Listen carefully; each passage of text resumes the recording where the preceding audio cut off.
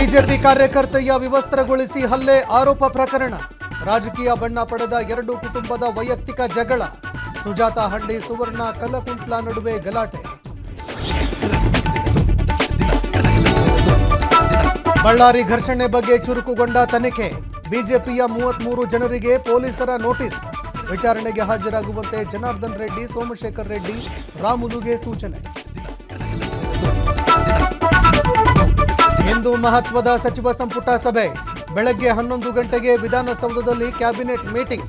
ಬಳ್ಳಾರಿ ಘರ್ಷಣೆ ಪ್ರಕರಣ ಸಿಐಡಿಗೆ ನೀಡುವ ಸಾಧ್ಯತೆ. ದಾಖಲೆ ಬರೆಯುತ್ತಿದ್ದಂತೆ ಮತ್ತೆ ಶುರುವಾದ ಸಿಎಂ ಕುರ್ಚಿ ಗದ್ದಲ. ಇನ್ನೆಷ್ಟು ದಿನ ಅಧಿಕಾರದಲ್ಲಿ ಇರ್ತೀನೋ ಗೊತ್ತಿಲ್ಲ ಎಂದ ಸಿಎಂ.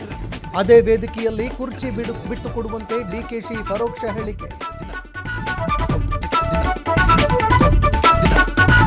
ಭಾರತಕ್ಕೆ ಮತ್ತೊಂದು ಸುಂಕದ ಶಾಕ್ ನೀಡ್ತಾರಾ ಟ್ರಂಪ್. ಭಾರತದ ಮೇಲೆ ಶೇಕಡ 500ರಷ್ಟು ಸುಂಕ ವಿಧಿಸುವ ಸಾಧ್ಯತೆ. ರಷ್ಯಾ ನಿರ್ಬಂಧದ ಮಸೂದೆಗೆ ಟ್ರಂಪ್ ಅನುಮೋದನೆ.